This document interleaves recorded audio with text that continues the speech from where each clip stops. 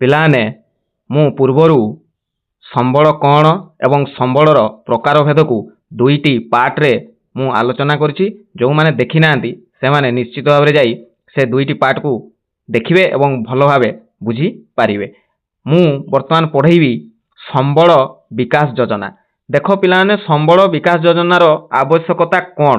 କ'ଣ ପାଇଁ ଆମେ ସମ୍ବଳ ବିକାଶ ପାଇଁ ଯୋଜନା ପ୍ରସ୍ତୁତ କରିବା ଆବଶ୍ୟକ? କାରଣ ସମ୍ବଳର ଅବିଚାରିତ ତଥା ଅନାବଶ୍ୟକ ବ୍ୟବହାର ବୃଦ୍ଧି ହେଉଛି। କ'ଣ ହେଉଛି ନା ସମ୍ବଳକୁ ଆମେ ଅନାବଶ୍ୟକ ଭାବରେ କ'ଣ କରୁଛୁ ନା ବ୍ୟବହାର କରୁଛୁ, ଯାହାଦ୍ୱାରା କ'ଣ ହେଉଛି ସମ୍ବଳର ଅଭାବ ପରିଲକ୍ଷିତ ହେଉଛି। ଆଉ କ'ଣ ନା ନିର୍ବିକାର ସମ୍ବଳ ଉତ୍ତୋଳନ ହେଉଛି। ନିର୍ବିକାର ସମ୍ବଳ ଉତ୍ତୋଳନ ହେବା ଦ୍ୱାରା ତାର ସମସ୍ୟା କ'ଣ ସୃଷ୍ଟି ହେଉଛି? ଦେଖ ନା ସାମାଜିକ ସମସ୍ୟା ସୃଷ୍ଟି ହେଉଛି, ଅର୍ଥନୈତିକ ସମସ୍ୟା ସୃଷ୍ଟି ହେଉଛି, ପରିବେଶ ଜନିତ ସମସ୍ୟା ସୃଷ୍ଟି ହେଉଛି, ମୃତ୍ତିକାକ୍ଷୟ ଜନିତ ସମସ୍ୟା ସୃଷ୍ଟି ହେଉଛି ଏବଂ ଗଚ୍ଛିତ ସମ୍ବଳର ଦ୍ରୁତ ଗତିରେ ମଧ୍ୟ ହ୍ରାସ ପାଉଛି।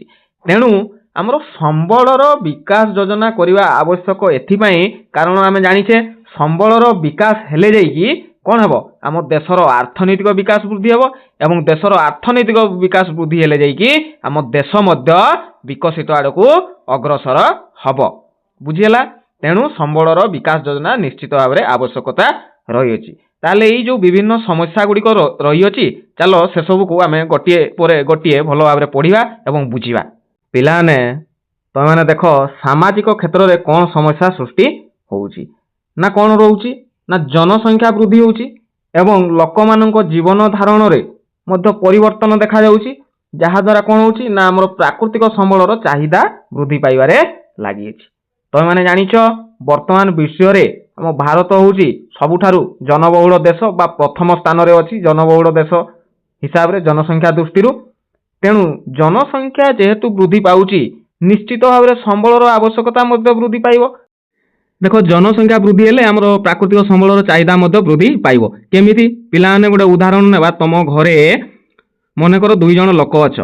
ତମେ 2 ଜଣ ଲୋକ ଜଳକୁ ଯେତିକି ବ୍ୟବହାର କରିବ, ଆଉ ଗୋଟେ ଘରେ 5 ଜଣ ଲୋକ ସେଇ ଜଳକୁ ସେତିକି ବ୍ୟବହାର କରିବେ ନା ତାଠାରୁ ଅଧିକ ମାତ୍ରାରେ ବ୍ୟବହାର କରିବେ? ନିଶ୍ଚିତ ଭାବରେ ଅଧିକ ମାତ୍ରାରେ ବ୍ୟବହାର କରିବେ।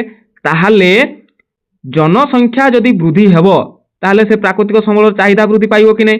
ନିଶ୍ଚିତ ଭାବରେ ଚାହିଦା ବୃଦ୍ଧି ପାଇବ। ଆଉ ଚାହିଦା ବୃଦ୍ଧି ପାଇଲା ମାନେ କ'ଣ ହେବ ନା ପ୍ରାକୃତିକ ସମ୍ବଳର କ'ଣ ହେବ ଅଭାବ ପରିଲକ୍ଷିତ ହେବ। ବୁଝିହେଲା? ତାପରେ ଦେଖ ଅର୍ଥନୈତିକ ସମସ୍ୟା କିଭଳି ଭାବରେ ଦେଖାଯାଉଅଛି ନା ସମ୍ବଳ ଆହରଣର ବିଷମତା ପରିଲକ୍ଷିତ ହେଉଛି। କେମିତି ସମ୍ବଳ ଆହରଣରେ ବିଷମତା ମାନେ ଅସମାନ ନା ଯେଉଁମାନେ ଧନୀ ଲୋକ ଯେଉଁମାନଙ୍କ ପାଖରେ ଅର୍ଥ ରହିଅଛି ସେମାନେ କ'ଣ କରୁଛନ୍ତି ନା ସମ୍ବଳକୁ ଠିକ୍ ଭାବରେ ବ୍ୟବହାର କରୁଛନ୍ତି। ଆଉ ଯେଉଁମାନେ ଦରିଦ୍ର ଶ୍ରେଣୀର ଲୋକମାନେ ସେମାନେ ସମ୍ବଳକୁ ତାଙ୍କର ଆବଶ୍ୟକତା ଥିଲେ ମଧ୍ୟ ସେମାନେ ବ୍ୟବହାର କରିପାରୁଛନ୍ତି କି? ସେମାନେ ବ୍ୟବହାର କରିପାରୁନାହାନ୍ତି। ଉଦାହରଣ ସ୍ୱରୂପ ଯେଉଁମାନେ ଧନୀ ଶ୍ରେଣୀର ଲୋକ ଯେଉଁମାନଙ୍କ ପାଖରେ କ'ଣ ଅଛି ଅର୍ଥ ଅଛି ସେମାନେ କ'ଣ କରୁଛନ୍ତି? ଦେଖ ବିଦ୍ୟୁତ ଶକ୍ତିକୁ କିଭଳି ଭାବରେ ଉପଯୋଗ କରୁଛନ୍ତି ନା ତାଙ୍କ ପାଖରେ ଫ୍ରିଜ୍ ରହିଛି, କୁଲର ରହିଛି, ଏସି ରହିଛି, ହଁ କି ନାହିଁ? ଆଉ କୋଇଲା ପେଟ୍ରୋଲିୟମକୁ ସେମାନେ ମଧ୍ୟ କେମିତି ବ୍ୟବହାର କରୁଛନ୍ତି? ତାଙ୍କ ପାଖରେ ଗାଡ଼ି ଅଛି, ମୋଟର ଅଛି, ସବୁ କିଛି ଅଛି।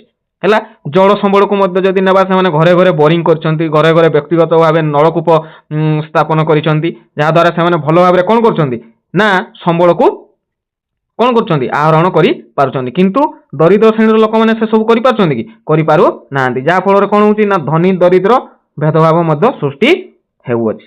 ବୁଝିହେଲା?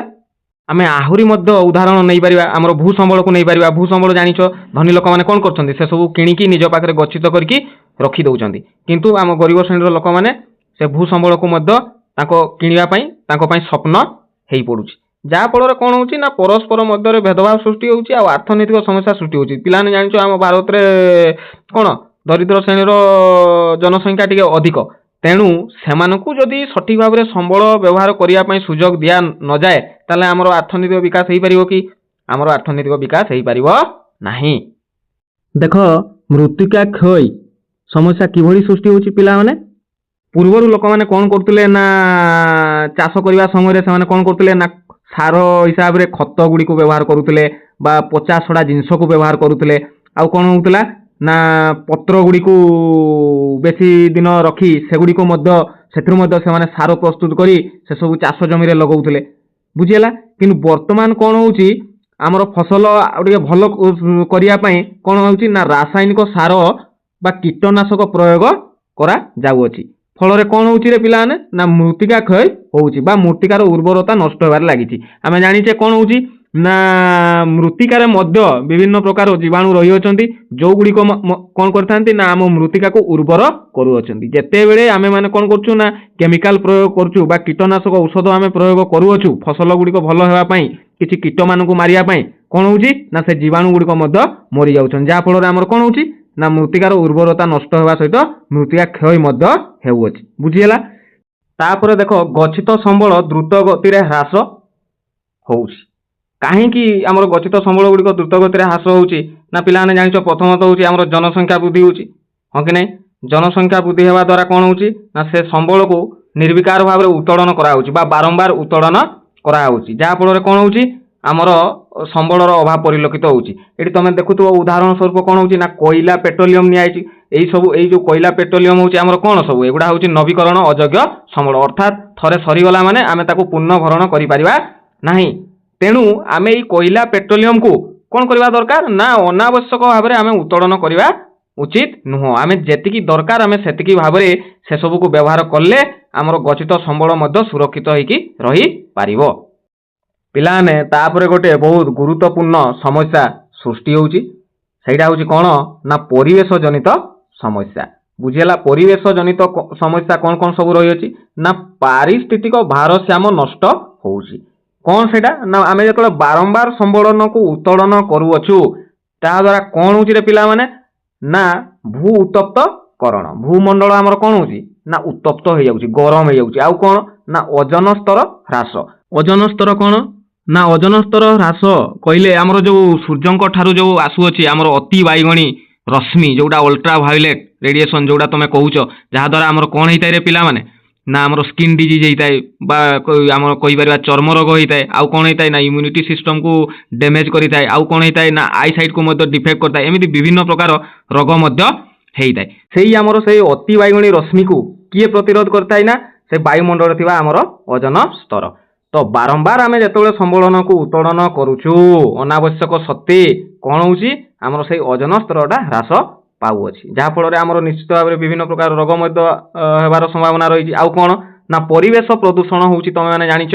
ଆଉ କ'ଣ ହେଉଛି ନା ଭୂକ୍ଷୟ ହେଉଛି, ଆଉ ପ୍ରାକୃତିକ ବିଘଟନ ମଧ୍ୟ ବୃଦ୍ଧି ପାଉଛି। ପ୍ରାକୃତିକ ବିଘଟନ କହିଲେ ଦେଖିବ ତୁମେ ମାନେ ଯେଉଁ ଜାଗା ଗୁଡ଼ିକର ଖଣି ଖାଦାନ ବେଶୀ ଅଛି ସେ ଜାଗା ଗୁଡ଼ିକରେ ଆମର କ'ଣ ହେଉଛି ନା ଭୂମିକମ୍ପ ମଧ୍ୟ ସୃଷ୍ଟି ହେଉଅଛି, କାରଣ ସେ ଆଖପାଖ ଜାଗା ସେ ଭୂମି ଗୁଡ଼ିକ କ'ଣ ହେଇଥାଏ ନା ଦୁର୍ବଳ ହେଇକି ପଡ଼ିଥାଏ। ତାହେଲେ ଏଇଭଳି ଆମର ପାରିସ୍ଥିତିକ ଭାରସାମ୍ୟ ମଧ୍ୟ ନଷ୍ଟ ହେଉଛି। ଆଉ କ'ଣ ରହିଛି ପିଲାମାନେ ଦେଖ ଜଙ୍ଗଲ କ୍ଷୟ ମଧ୍ୟ ହେଉଅଛି। ଦେଖ ଜଙ୍ଗଲ କ୍ଷୟ କେମିତି ହେଉଛି ବର୍ତ୍ତମାନ କ'ଣ କରାହେଉଛି ନା ଖଣି ଖନନ କରାହେଉଛି, ଶିଳ୍ପାୟନ କରାହେଉଛି, ସହରୀକରଣ କରାହେଉଛି, ହଁ କି ନାହିଁ? ଆଉ ବ୍ୟବସାୟ ମଧ୍ୟ କରାହେଉଛି, ଜଙ୍ଗଲକୁ କାଟିକି କାଠ ବିକ୍ରି କରାହେଉଛି, ଯାହାଫଳରେ କ'ଣ ହେଉଛି ନା ପରିବେଶ ପ୍ରଦୂଷଣ ହେବା ସହିତ ସହିତ ଆମର ଜଙ୍ଗଲ କ୍ଷୟ ମଧ୍ୟ ବୃଦ୍ଧି ପାଉଅଛି। ବୁଝିହେଲା। ତାପରେ ଦେଖ ପାରିବେଶିକ ଅସନ୍ତୁଳନ କ'ଣ?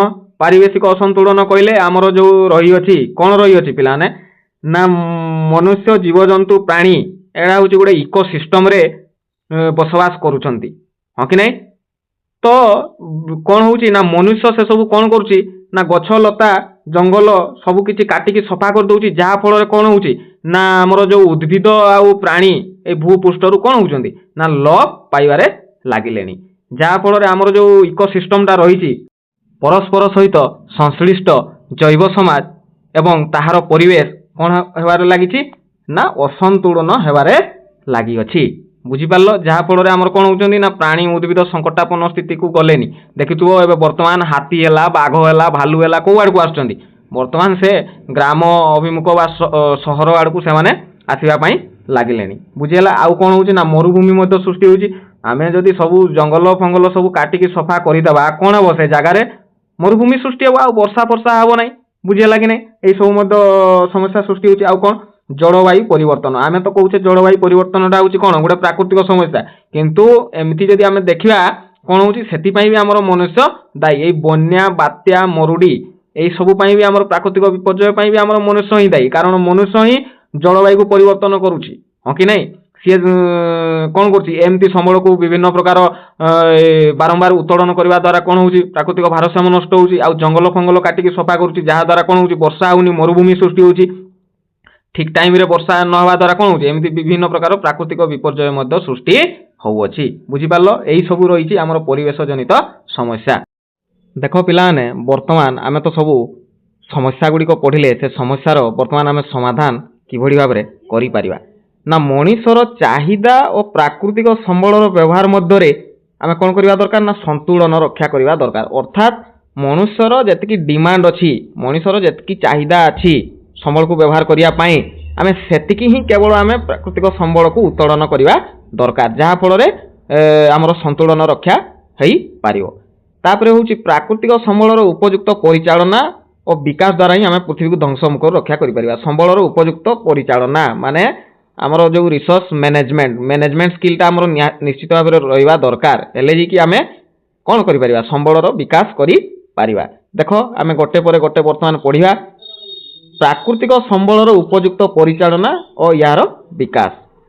प्रथम कहला कौन सी देश बा अंचल रे उपलब्ध समस्त प्रकार प्रमाणित तथ्य बा संभाव्य संबलर परिमाण तथा गुणवत्तार सठिक मूल्यांकन आवश्यकता रही। देखो कौन कहूँ कौन सी देश मन कर आमर भारत देश तार गोटे अंचल होची आमे नवा ओडिशा सेथिरे कौन थिबा दरकार ना केते परिमाण रे आमर कौन रही संबल गुड़िक रही तार प्रमाणित तथ्य निश्चित भाव में आम पाखे रहा दरकार। आउ कौन ना कौ कौ संबल आम व्यवहार करि परिबा कौ कौ संबल को आमे कौन भविष्य रे काम रे लगाई परिबा सेही सबु संभाव्यता संबल गुड़िकर मध्य आमे परिमाण जानिबा दरकार एवं से संबलर क्वालिटी केते मात्रा रे रही बा से आमर गुण केमितिया रही से कौ क्वालिटी रो से सब संबल गुड़िक से संपर्क रे मध्य आमे जानिबाटा निश्चित भाव में रहिबा दरकार।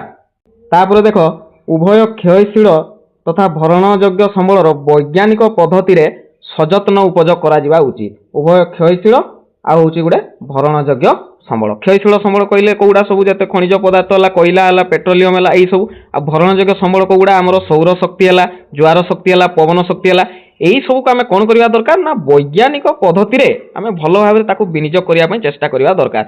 हमर क्षयशील संबल जोगुडा पूर्ण होई परियो नै कोयला पेट्रोलियम को जदि आमे मन इच्छा आमे व्यवहार करिवा ताले कोन हेबो से सब धीरे धीरे सरी जिवो बुझियला। तेणु आमे किभଳି ताकू साइंस एंड टेक्नोलॉजी माध्यम रे तार विकल्प व्यवहार करिवार सुयोग आमे तयारी करिवा ताहले जे कि हमर कोन हेई परियो हमर संबलर विकास हेई परियो। तापरे देखो संबलर उत्पादिका वृद्धि पाई पदक्षेप नेवार आवश्यकता रही। उदाहरण स्वरूप उपयुक्त परिमाणर सार प्रयोग द्वारा फसल चक्र माध्यम रे मूर्तिकार उर्वरता वृद्धि करिया दरकार। देखो संबलर उत्पादन पाई आमे कोन करिया दरकार ना उपयुक्त परिमाण सार प्रयोग करिवा दरकार। सार कहले आमे केमिकल बा कीटनाशक औषध आमे प्रयोग करिवा उचित न रासायनिक सार आमे प्रयोग करिवा उचित न आमे प्राकृतिक सार उपरे निर्भर करिवा दरकार। आ फसल चक्र कहले कोन पिला माने ना गोटिए चाष जमी रे विभिन्न प्रकार फसल हेबाटा को आमे कहूचे फसल चक्र। गोटे चाष जमी रे आमे आजि गहम चाष करले से गहम चाष सरला परे पुणी सेही चाष जमी रे आमे मका चाष करिया मका चाष सरला परे पुणी डाली जातीय शस्य आमे सेथरे उत्पादन करिवा याकू कहूचे आमे फसल चक्र। ए फसल चक्र करिवा द्वारा कोन होची ना गोटे जिंस फायदा होची कोन ना कीट लागिबार संभावना क्षीण होता है कारण गोटे फसल रे गोटे प्रकार फसल रे गोटे प्रजातिर आमर कीट लागि थांती। तेणु पुणी थरे आमे आ गोटे फसल जेतले सेठी सृष्टि उत्पादन करिया पई चाहूचे सेथिरे पुणी आ गोटे प्रजातिर कीट आसिकी लागिबाडा सेथिरे संभावना क्षीण थाए। तेणु एई संबलर उत्पादन पाई एई आम उपयुक्त परिमाण रे प्राकृतिक सार प्रयोग करिया। प्राकृतिक सार कहले जो 50 जिनस जो रहिला आमे खत होला एई सब प्रयोग करिया एवं फसल चक्र द्वारा आमे मूर्तिकार उर्वरता को मध्य सृष्टि करिवा दरकार। तापर देखो वर्तमान समयर निम्नमान विशिष्ट तथा व्यवहार अयोग्य संबल को नष्ट करिवा उचित नुह। पिलाने आमे जानिचे परिवेश से थिवा कोनोसी पदार्थ भी अदरकारी बोली आमे भाबिवा उचित नुह कारण हमर साइंस एंड टेक्नोलॉजी एते मात्रा आगैलानी कौन होउची ना आमे अयोग्य बोली भाबुतवा संबल को मध्य आमे निजर व्यवहार रे लगै पारुछु। आमे उदाहरण स्वरूप आमे नेबा मन कर तुम मैंने आइसक्रीम खाऊ आइसक्रीम खाइला पर से जो चामचटा को भी आमे कोन करछे ना फोपाड़ी दउछे किंतु से चामच को भी आमे कोन करबा रिसाइकल माध्यम रे से सब आमे डेकोरेशन काम रे मध्य लगाई पारिबा। ठीक सेमती प्लास्टिक हला लुहा हला टीण हला आमे कोन करछु व्यवहार कर सारला पर एपटे सेपटे सेगुडी को फोपाड़ी दउछु आमे कौन भाबी फोपाड़ी दउछु ना एगुडा होची आ अदरकारी जिनिस एगुडा होची निम्नमानर संबल किंतु आमे से सब न करिकी ताको साइंस एंड टेक्नोलॉजी माध्यम रे पुणी थरे रिसाइकेल माध्यम रे हला कल कारखाना द्वारा पुणी थरे आउ थरे आमे कोन करि परिबा सेगुडी को व्यवहार करि परिबा। दुर्लभ संबल गुड़िकर उपलब्धता निश्चय करने एकांत जरूरी। आवश्यक स्थल एगुड़िकर विकल्प संबल उद्भावन करा जरूरी। पिलाने दुर्लभ संबल कहले जोगुड़ा रेयर मिली थाए जोगुड़ा आमे उदाहरण नेबा पारद हैला हमर प्लाटिनम हैला हो कि नहीं पारद कोउठी व्यवहार होउची रे पिलाने थर्मोमीटर हैला हमर सीएफएल बॉल देखिचो सेथिरे व्यवहार होउची। तो एगुड़िको जेहेतु दुर्लभ माने मिलेनी सहज रे तेणु ता परिवर्ते आमे विकल्प व्यवहार करले जाइकी एगुड़िको आमे कोन संरक्षित करके रखी परिबा। उदाहरण स्वरूप मु जदि कहि विकल्प व्यवहार कहले तमे माने पुणी पचारिबो विकल्प व्यवहार कहले कोन ना विकल्प व्यवहार कहले मने करो तमरो गाड़ीटा कोउथरे चलची पेट्रोल रे चलची वर्तमान कोन होउची पेट्रोल परिवर्ते आमे इलेक्ट्रिसिटी माध्यम रे मध्य इलेक्ट्रिक व्हीकल बा इलेक्ट्रिक माध्यम रे गाड़ी आमे चलाउचु पुणी इलेक्ट्रिसिटी व्हीकल रो विकल्प तमे कोन कहले सेतरे आमे कोन लगेबा ना सोलार पैनल लगेबा जहा द्वारा सौर शक्ति माध्यम रे मध्य गाड़ी गुड़िक चलिबो। ठीक सेही बड़ी आमर प्रत्येक संबलर आमर विकल्प व्यवस्था मध्य रहिबा दरकार जहा द्वारा आमे संबल गुड़िक संरक्षित करिकि रखि परिबा एवं संबलर विकास मध्य करि परिबा। तापरे कहला संबल आवश्यकता वृद्धि पाउथवारु अधिकरु अधिक भरणयोग्य विकल्प संबलर कोन हबा दरकार ना वर्षको वर्ष ताहा तालिका प्रकाशित हेबा आवश्यक। बुझिला जोड़ा मु कहली विकल्प संबलर उद्भावन निश्चित भाव में करवा दरकार एवं ताहा वर्ष को वर्ष प्रकाशित हेबा दरकार जहा द्वारा लोक माने मध्य सचेतनता हेबे एवं संबल को सुरक्षित करके रखि पारिबे। देखो तापरे कहला संबलर सुसंगत तथा बहुमुखी व्यवहार उपरे गुरुत्वारोप करवा दरकार। संबल को आमे सठिक भाव में विनियोग करवा दरकार एवं बहुमुखी व्यवहार उपरे गुरुत्व देवा दरकार। मु उदाहरण स्वरूप नेबी आमर सौर शक्ति को आमे केउ केउ तरह व्यवहार करछु रंधन कार्य व्यवहार करछु आउ कोन व्यवहार करछु आमर पंखा चलैबारे आमे व्यवहार करछु गाड़ी चलैबारे आमे व्यवहार करछु एमिति अनेक काम रे आमर सौर शक्ति लागि पारुछि। तेणु यही सब प्रति मध्य गुरुत्व देवा दरकार। संबलर सुसंगत विनियोग तथा सामाजिक भारसाम्य हेले जे कि आमर रक्षा करा जाई पारिबो। तापरे हला संबल संरक्षण पई उपयुक्त विधि विधान रो आवश्यकता रहिछि बुझी पारलो नियम कानून रो व्यवस्था मध्य रहिछि। जानिचो वर्तमान कोन करा होछि सब चोरा कारबार करूछि काठ को जंगल काटी काठ को मध्य चोरा कारबार करके बिक्री कर दउछन्ती लोक लुहा पत्थर चोरी करछन्ती लोक आउ कोन वन्य प्राणी देखिथिबो बाघ छाल होला हाथी दांत होला एई सब को मध्य चोरा कारबार करिकि से माने कोन करछन्ती आमर संबल को कोन करछन्ती क्षय करूछन्ती। तेणु सेही सब पई मध्य विधि विधान रो आवश्यकता मध्य रहि अछि। आउ कोन ना जनसाधारण माध्यम रे शिक्षा और सचेतनता सृष्टि करवा जोड़ा very very importance education lack of education पई हमर कोन होउची ना हमर संबलर क्षय बहु मात्रा रे हेबा पई लागुची। तेणु ए संबलर गुरुत्व संपर्क रे लोक मान को सचेतनता सृष्टि कले जाईकी कोन हे परिबो आम संबलर विकास हे परिबो एवं संबलर परिचालना मध्य भल भाव रे हे परिबो। पिलाने एटा होउची वर्तमान आमे एतिकी पढिया आउ जहाँ रहिला संबल संरक्षण ताको आमे नेक्स्ट पार्ट रे पढ़िया। सेति पई मु रहिली समस्त को धन्यवाद।